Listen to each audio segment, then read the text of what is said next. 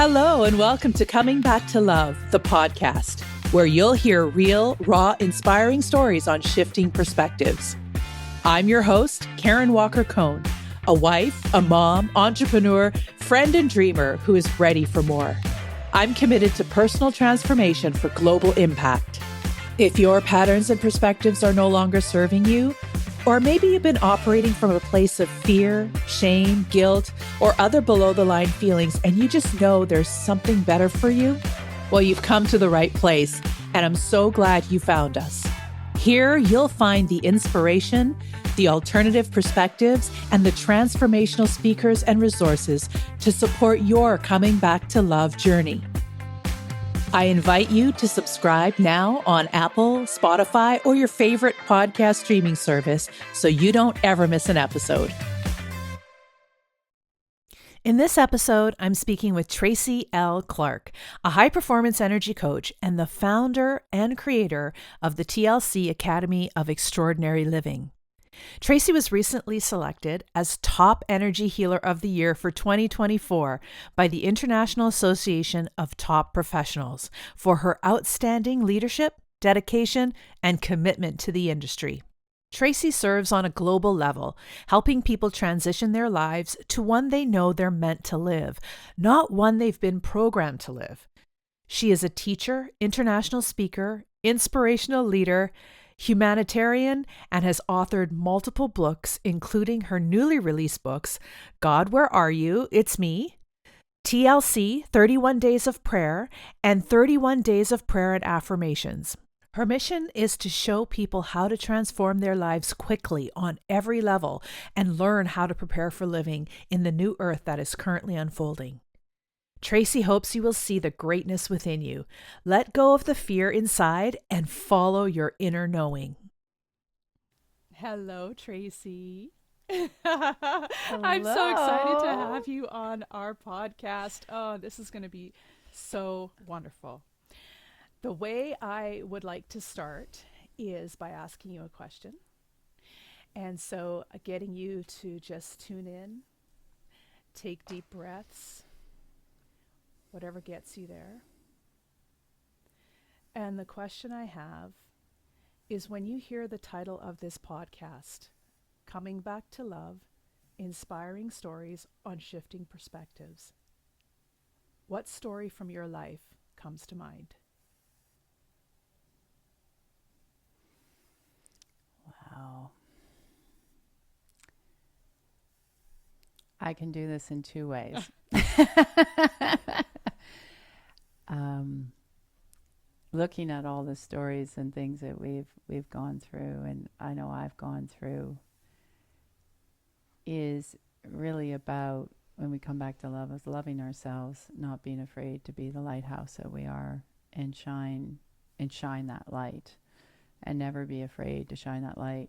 I know when I look back at my life, and I even had an experience this weekend where for the first time I realized I was not hiding any part of who I was.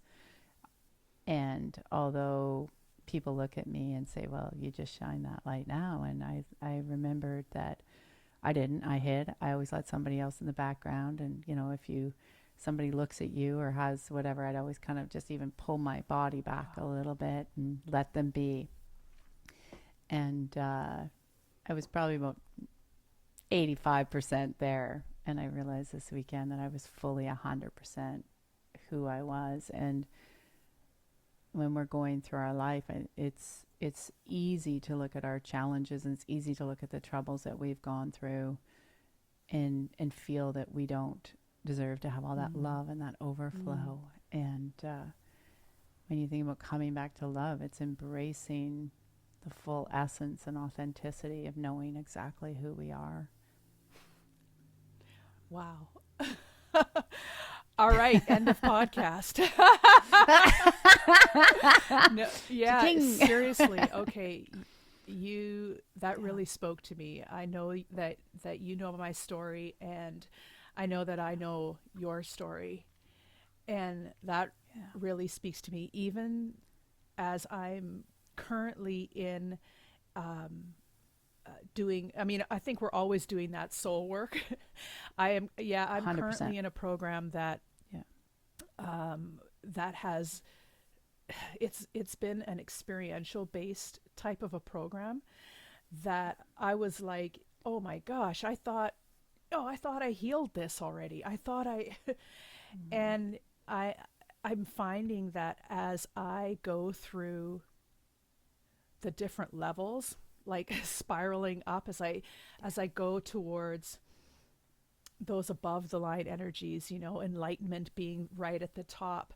Um, as I go towards that, I feel like I I'm butting up against those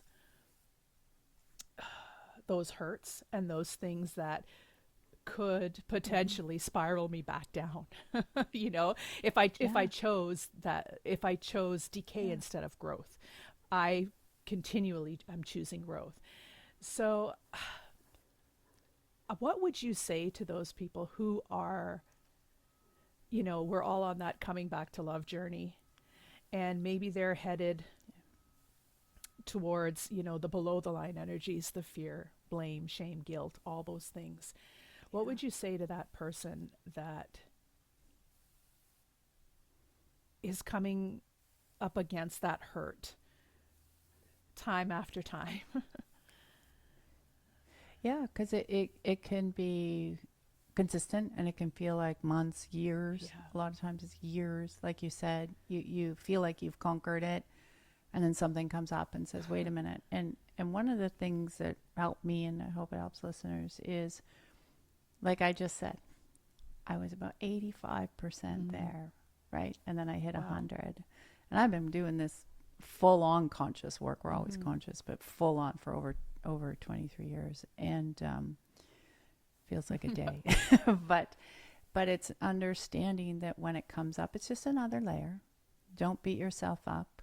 Don't give up, because every time a layer is moved through, it opens space in your physical body to receive more, and it opens more space for your spirit to become even more Yeah. present, right? Because we're having these human experiences, and the spiritual body can start to really activate itself on another level. And it's easy because of the programming we've grown up with, of the now society, and it's one and Mm. done, and that's not how it works. And the whole reason the one and done narrative has taken place is to make people impatient and go from one thing to the next thing to the next thing, which never allows you full growth. Wow. It doesn't allow you to sit in the energy and receive, and it doesn't allow you to actually transform your life. And people miss this. They're like, oh, I'm going to this one and this one and this one. And it's like, I call them course Oh junkies, wow. where, the people where they don't actually absorb it and take the time. They're just running one weekend to the next weekend to the next, versus staying steady with something and learning. And so if people are feeling that it's like, wow, this is coming up again, don't look at it as you're back at the start. You're not back at Mm-hmm. the start. It's just another layer that's ready to come through and catapult you. And what I learned is, what maybe took me a year to kind of get through something, because I was learning, the more I became connected with my inner self and spirit, and stronger with that God energy, the process got Mm. quicker. Mm-hmm. So if something's coming out of your closet that you didn't know was there and it's a hurt, don't look at it as, oh my God, it took me 6 months to get through this before. Start asking yourself, well, wait a minute, it could take 3 days or a week this time. Now you're on Yeah. your feet, ready for the next Yeah. one. No, that's awesome. I call that the bounce back. Remember, I Yeah, remember the right? first time Yeah. that I truly dealt with um, sexual abuse. Yeah. Truly dealt with it. Was really Yeah. only it's 10 years ago. You know, and Wow. this happened to me when I was a child. And Yeah. so to actually, I remember being in my room crying in a corner for 3 days. Like people would come Yeah. in and I would to my room, like when I say people, like my kids and stuff, I'd be like, just get out. Yeah. Like I just Yeah. I ugly cried for 3 days. Uh, Yeah. now when I come back, as I continue to do the work, Okay. it's like an elastic. It's just like, oh yeah, you again. Okay. Yeah. Yeah. Yeah. My goodness. That, But also, too, giving ourselves permission for that, because the body has carried those emotions and those imprints for so mhm. long. And so people will shame themselves that they had ugly cry. Well, if you're not having an ugly cry, then you're holding it in. Yeah. So, that's the way of the body's way of getting it out so you can bounce back No, faster. absolutely. I feel like I had this saying, I have been in the construction industry at a man's world, so to speak, for a very long time. I've been doing that work for, 30 plus years, and I had this saying, Yeah. die before cry. Die before cry. I was like never going Wow. to let any man, especially as a facilities manager, Yeah. construction manager, um, because of the way I look and I present, it's like, oh, you don't know anything or whatever. And then Mm-hmm. you realize, oh, she does. Okay. So I was not going to let Yeah. them see me as weak. Even though Yeah. I never really believed crying was weak, I just, I was worried about what they believed. you Yeah. know, and Yeah. the people Yeah. pleasing and that kind of stuff. And there's no way die before cry. Yeah. And when I started doing Wow. that work, it's like now, Tracy, I cry for everything.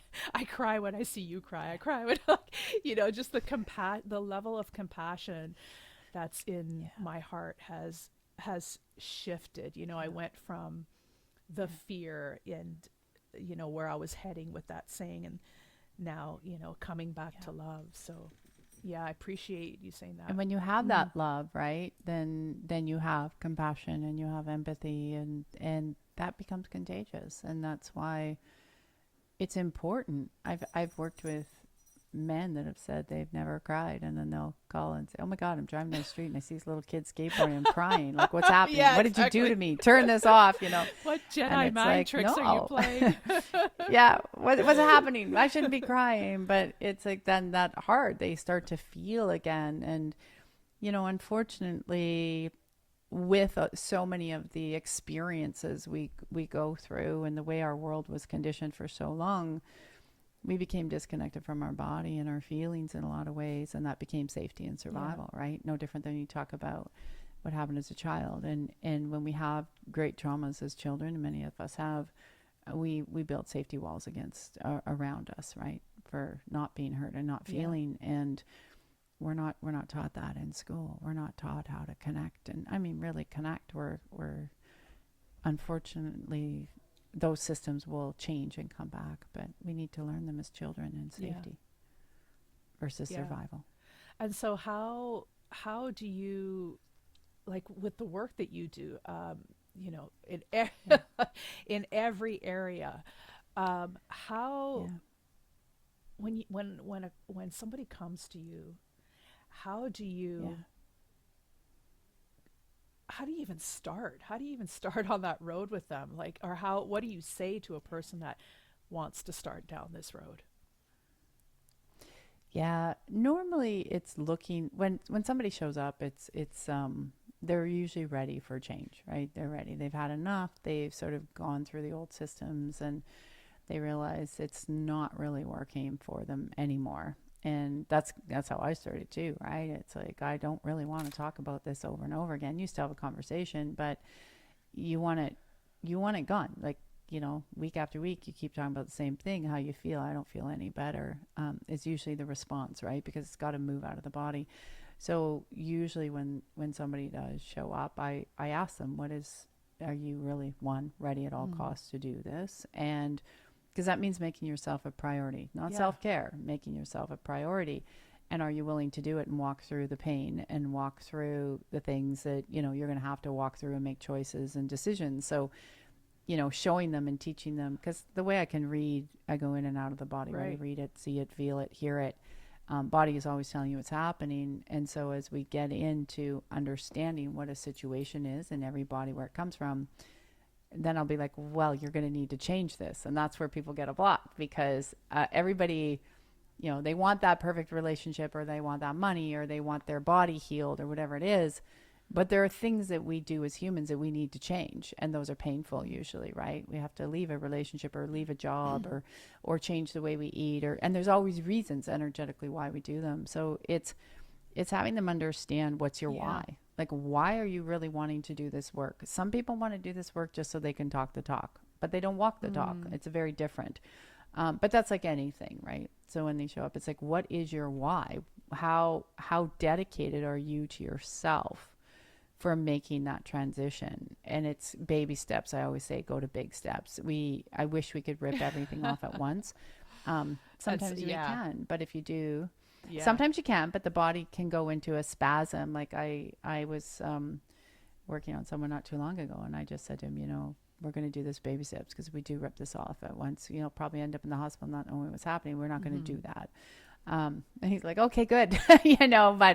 But it's again, watching the bodies, how much can they handle? And people say they can handle everything. And I equate it to people winning the lottery, because everybody can relate to that. Not everybody can relate to other situations, but a lot of people say they want to win the lottery, but if they win it, they lose it. Why? Because they're not prepared. They don't have a solid foundation. They're not grounded. But this principle applies in every part of our life. And so we have to get the foundations cleaned. And to clean a foundation, you were in construction. You can't build a new house on 100-year-old foundation. You need to change the foundation, which means changing how we perceive things, how we show up in our life, how we communicate with people. And that's a process of learning and applying, and then shifting that energy to make it easier. And then also, if you've had, like you were just saying, I was a big people pleaser like you, right? So you close your words down. You stop saying things. Oh, look at me. I'll be the nice 1950s housewife. Leave it to Beaver and maybe you'll love me, and then you realize it doesn't work. But how do you express that? How is there safety in your words? So typically it's retraining people to understand things you can say, things you can do, to give you confidence and safety while you're dismantling an old paradigm to create a new foundation. That is so crazy that like yesterday I was talking to my son, and we were talking about words and how important it is. And he was trying to formulate a response to someone, and he kept using the word but. And I was saying, what if we switch that but to an and? Like, what if we just take out all the buts and just put ands? And he was like, Mom, that doesn't make any sense to me. That doesn't make any sense. I'm not doing it. It sounds terrible. And it's like, wow, and the old me would have said, no, do this. It's the right thing to do, blah, blah, blah. And I just kind of let him have, like, that's because he gets to get to a point where that shifts for him. And I am done forcing forcing it, because especially with our kids, right? Like, just done forcing it. You get to have your own experience in life. And so I've noticed that in the last 6 months, changing my words and how programmed even my words are. I'm like, wow. Oh, I even still catch myself, and I'm teaching this constantly. Like when I'm teaching workshops and stuff, I'm always teaching words and bodies and what it's doing.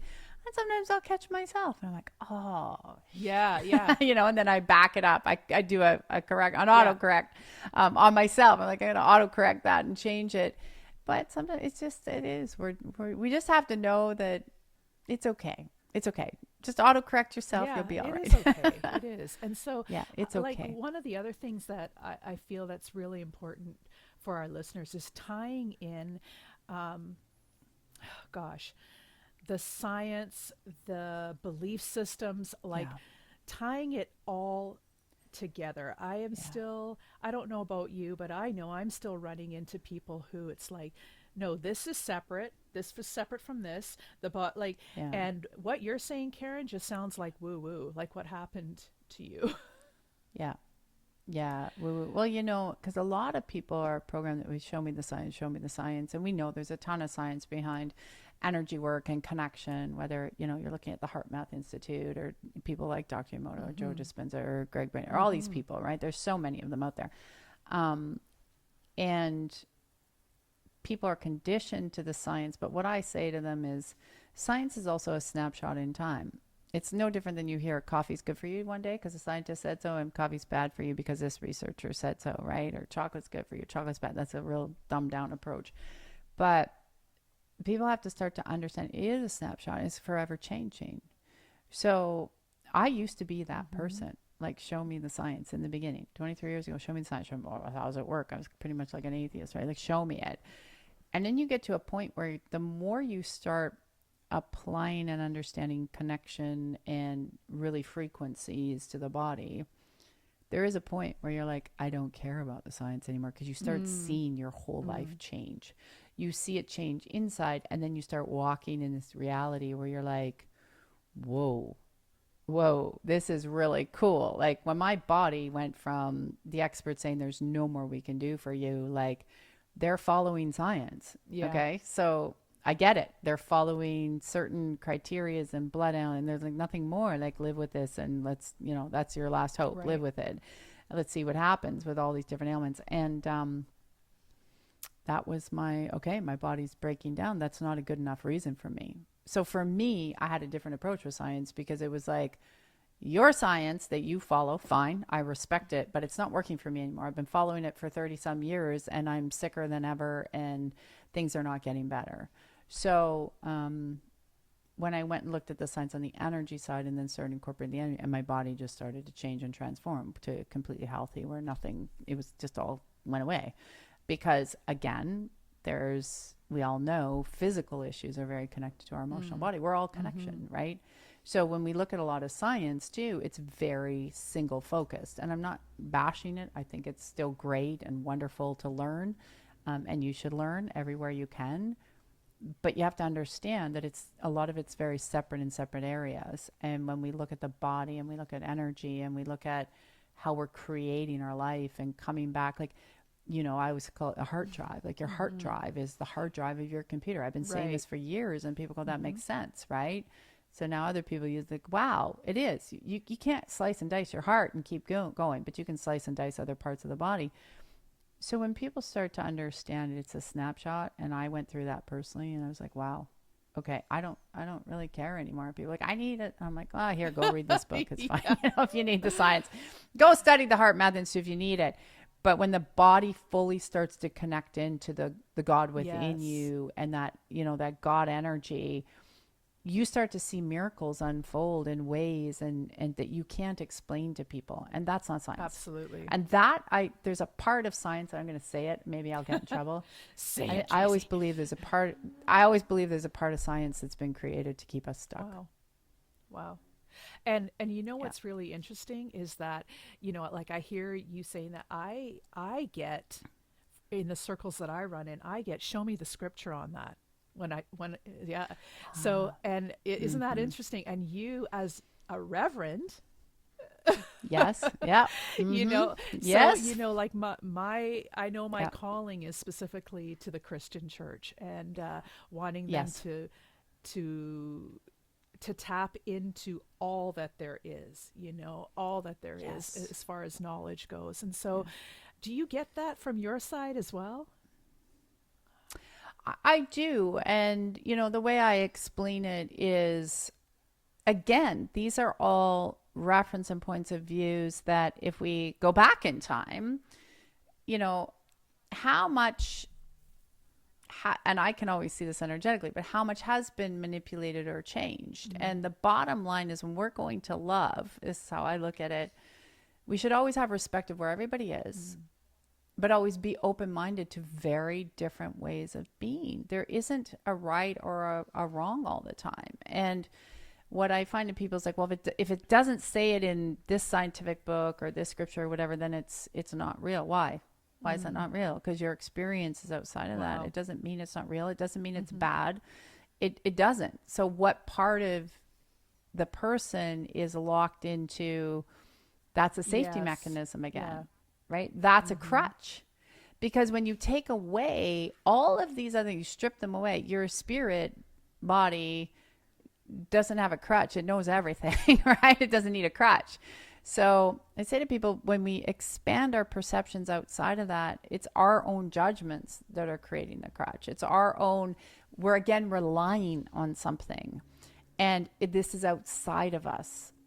And every time somebody needs that kind of proof, I'm like, you're relying on something outside of you. I'm not saying don't take it, but you got to go within, because your answers are always inside of you.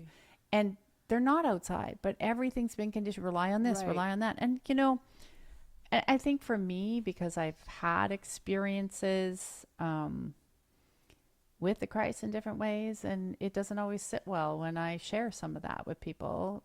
But then when they sit with it, they go, that makes total sense.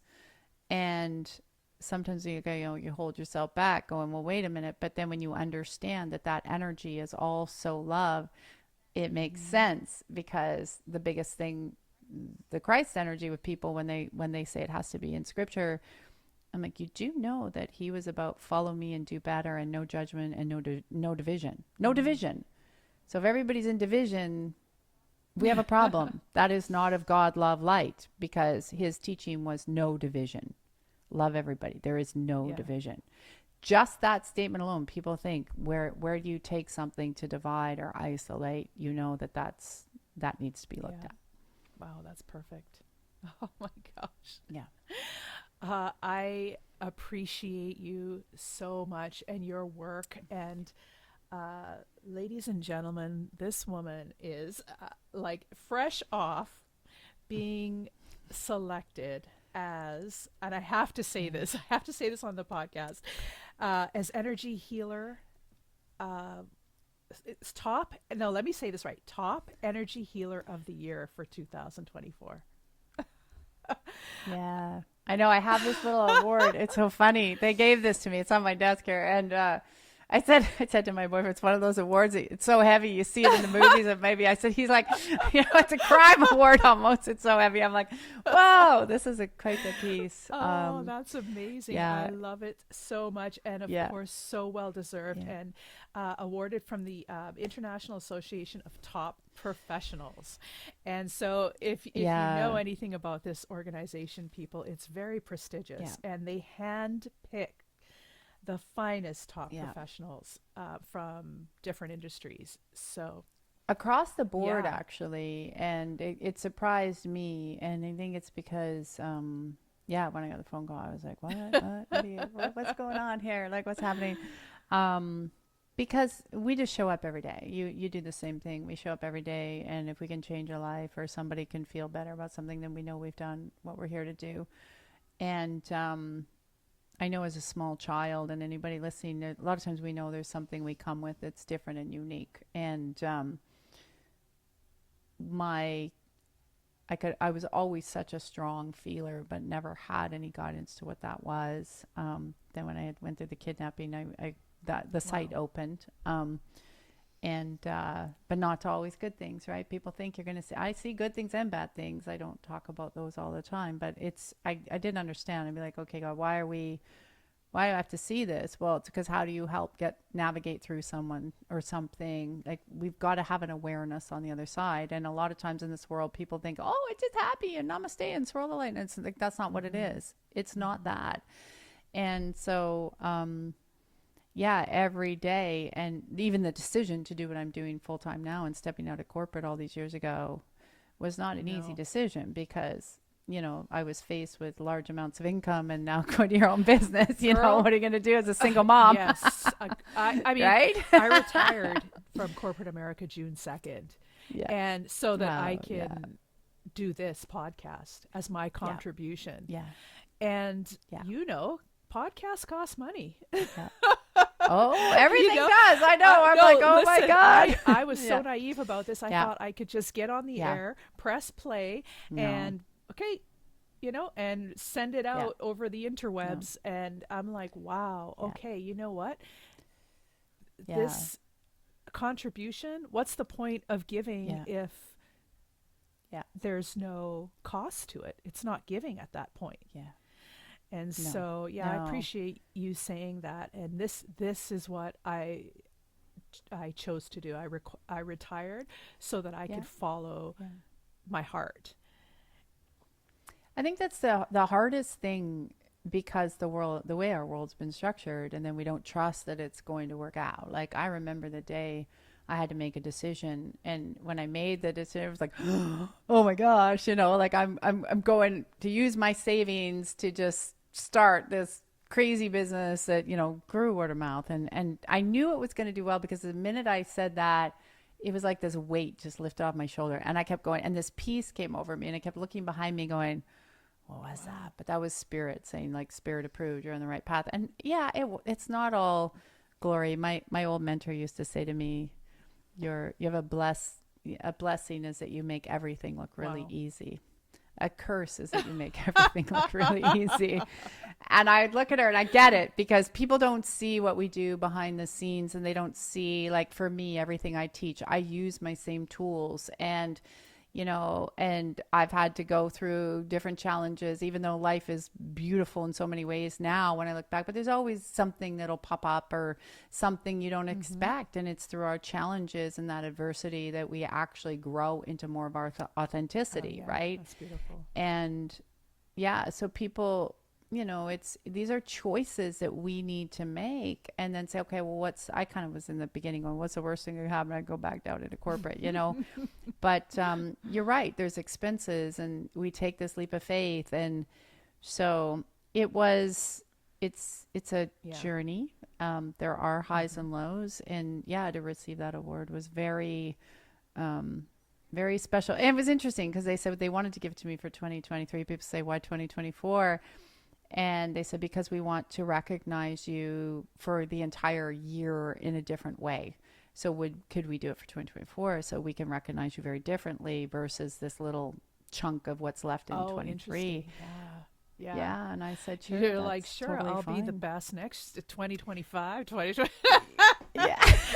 Give it to me whatever you want. Well, and I love it, because part of the organization they do love, and was very, where it touched my heart, was they look for your strong giving contribution back to the planet to make a change. It's one of the things I didn't know about. And then I was talking to them, and I was like, wow, all of these, it was an honor to be amongst all of these professionals who, across the board, who are working to make the planet a better place, more loving, more kind, and we're contributing, like, all of us together. And that to me spoke volumes. And that, I cried. I was I cried for you. Yeah. My boyfriend's like, are you okay? And I'm like, just give me a minute. I'll be right back. He's like, are you all right? I'm like, no, but in a good way, right? Like, it was a good way. What an honor. What an honor. And we're like, we have a mutual friend, James Sinclair. And he called me, like, this is after we booked, because y'all, this is the first, it may not be the first podcast, but this is the first of Coming Back to Love podcast recording. Yes. And so he was like, have you talked to Tracy? Do you know she was selected? And I was like, we have a podcast booked, recording time booked already. It's like, what? So I'm forever grateful to him to introducing me to you.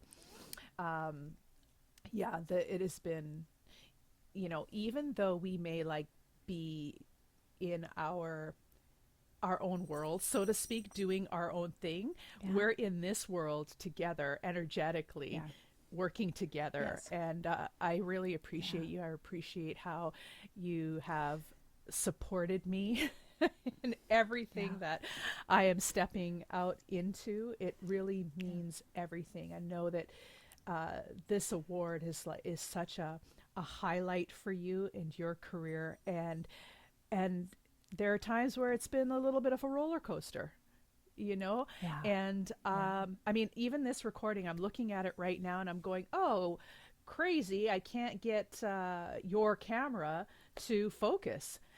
But so it's all, like, even in the midst of amazing things, there can be little needles or little things that are poking in that could maybe at one time have thrown me off my game. And now to me, this is an opportunity. I get to learn something about podcast for the next recording. Something new for the next one. And you're crystal clear. I'm like, Yeah, which is so, yeah, I'm things we crystal don't know. clear on Yeah. my side, you not so much. Yeah. But your audio Wow. is pristine. And that's what really matters. That's what really matters. So, Something new for all of us. exactly. Yeah. So, Yeah. Well, it is. It's a journey, and I'm honored. You know, you and I have known each other. It's like I said, our ups and our downs, and the craziness. And what I love about this is we're always connected. Whether, you know, there's never, you and I can pick up exactly where Yeah. we're left off tomorrow, and you know that's how we're in the right energy and we're in the right space. We can go for a while and not connect, and then we connect, and it's like, oh yeah, like I talked to you yesterday, and that's what people have to understand is when you come into that love and that space and that alignment and you're out of that judgment and you're in that energy, that's exactly what's happening, right? Is that you're having so many conversations in the ethers that when you do connect, it is like you connected yesterday because you're already having those conversations. That's a beautiful place to be. And that's where, you're like, you're coming back to love. You're on your way back to love. And it's just like, and some of us are living there more often than others. Yeah. But I appreciate how, if y'all don't know Tracy's story, I encourage you to get on her. Like, she's got a podcast, she's an author, she's got it all, and we'll drop those all in the show notes for everybody. But get a chance to know her, because your story is so incredible. And I want to say one of the things that I'm noticing, and I don't know, Tracy, if you can speak to this, is that, Sure. when I asked you that question at the top, you could have went into kidnapping. You could have went into all these different things, your health, your, like, all the things that, maybe was taking you away from love, or could have the potential to do that, and maybe it did for a bit. But I noticed that you don't go there. Like, do you know what I'm saying? Like, and I've been asked that question too, but I'm really interested, before we wrap up, what's in your thinking around, I guess, not going there? Because here's the thing. You can sit and dwell in the past. These are things that help us move forward. Or you can look at how they did help you move forward. So if I go there, that's kind of, to me, when people want to know where I'm explaining, okay, some people that takes it as a shock space, but I take it as these things all got me to where I am today. I'm actually very grateful when I look at my journey that I got here today. So I take that as, I want to keep moving forward. I want to keep looking forward. I want to keep expanding that love and that kindness as much around the world. Like, every day I ask to drop love all around the world and to drop that energy and speak to the subconscious. And so I don't want to live in that. That is how people can understand how I got to where I am today. And yes, there was many times, like before this journey, I was pretty much an atheist and telling the world to F off. And that's why I had so many near-death experiences. But I don't need to live there anymore. Somebody can learn it to understand it. But when we're moving forward, we have to keep letting those little bags go away. And so I like to say I have a little backpack and, whatever. The suitcases are gone, and no more suitcases. And that took a lot of learning and understanding. And so it's not that it's not about positive thinking, not at all. That to me doesn't work. We have to actually deal with the things when they come up. But it's really for all of us to understand that we have to dig really deep and keep shining that light in any way that we can, and be that lighthouse, like I said, to shine that we will continue to reap those rewards in such a healthy manner in our soul, through peace and through connection and love. And for me, the world needs to learn more of peace and togetherness on a big global scale. And we're learning it. We're birthing something new. Like, we're just in the birth canal. We've had babies, right? It's like, oh God, get it out, and everybody's screaming. They want the world to change, and we know it's changing. It just takes time. But So to make those birthing pains a little easier for people, and to understand that if I can do it and you can do it, everybody listening, you can do it Yes. too. If you're feeling weak and down, we've been there. You see us today because we've been through the trenches. We've been through that adversity. We learn the tools and we apply them. So if you're feeling that, don't look at where we are and look at it as a big, oh my gosh, can I do it? You can do it. It's a baby step. It's a light. It's believing in yourself. We believe in you, but you got to believe Yeah. in you too. Thank you. Yeah. Thank you for putting that exactly the way that it needed to be put. I appreciate that. So before we You're wrap so up, welcome. what the last question I have is, what do you want to leave the listener with today? Yeah. I think I just want to reiterate that no matter what you see going on outside, more than ever, please take the time to go inside and look at yourself and understand you do have the power to change. Everything around you, I know people are tired of hearing that, is things we've created to grow. But if you're in the right place, in the right environment, and the right support, you can actually change your life pretty quickly. But it starts with you believing in who you are at all costs. And we're at a time in this history where we have to get really truthful with ourselves and just say, truthfully, am I in at all costs to change my life, to change the course? And you are going to get so much pushback from the people around you. And just remember, the only reason is because you're changing the paradigm. And now you're shining your light brightly in them. They're afraid to change the paradigm. Doesn't mean you have to cut them off and walk away and fight. That's not what I'm saying. What I'm saying is maybe take that you were given a special task from the powers to be to help elevate other people. And if you can hold that, you will continue to change your life while you're elevating others. Beautiful. Awesome. Well, Tracy L. Clark, I appreciate you. I'm so glad you're here. And I'm so glad you're on this earthly plane doing this work. And y'all, if you don't know Tracy, get to know her. And like I said, we'll drop everything in the show notes. I thank you so much for being here. Thank you for being my friend. Thank you. I just love you. And you're just kicking it out of the park. I'm so proud you took the leap of faith. Thank you. I have chills Oh, just saying thank that. you. This is the girl that started with, Spirit Says Yes. So I have this thing like I got goosies every time I say I got goosies. I think of Tracy Clark. I think of you. Yeah. Spirit approved. Spirit approved. Exactly. So thank you so much. Spirit approves Thank you. of you, of me, of what we're doing here, and I just love you so much. So much love to you.